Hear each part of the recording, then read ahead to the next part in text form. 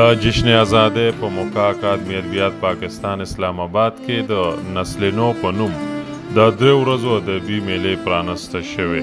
په دې موقع نامتو لیکوالان افتخار ریب او کیشور ناهید مشران میلمانه وو. د اطلاعاتو د وزیر خصوصي سلاکار کاشف ارشاد د نظامت چارې ترسره کړې. د نسل نو نماینده لیکوالانو سید شارک او وجیه نامدار غوره ویناګانې وکړې. د اکادمي ادبیات پاکستان ډایرکټر جنرال سلطان محمد نواز ناصر سپاسنامه وړاندې کړه. اقدس هاشمي ملي نغمه وړاندې کړه.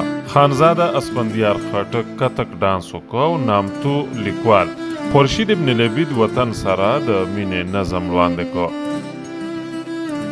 د اکادمي ادبیات پاکستان چیرپرسن نجیبه عارف د نسل نو میلې په هکله حال احوال تیر کړ.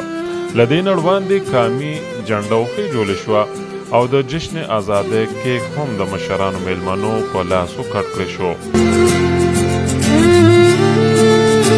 نسل نو 3 ورځنۍ میله به جاري وي. نن یې 2مه ورځ ده. په دې موقع د ټول ملک نه 200 ځوانان او پیغلو ته په ادبي حوالو تربیت ورکولی شي او په 3مه او اخیره ورځ به مرې ته په چکر بوتلی شي. سردار یوسفزی ایکسټرنل سروس پښتو ریډیو پاکستان. پروډوسر محمد امین بنگش.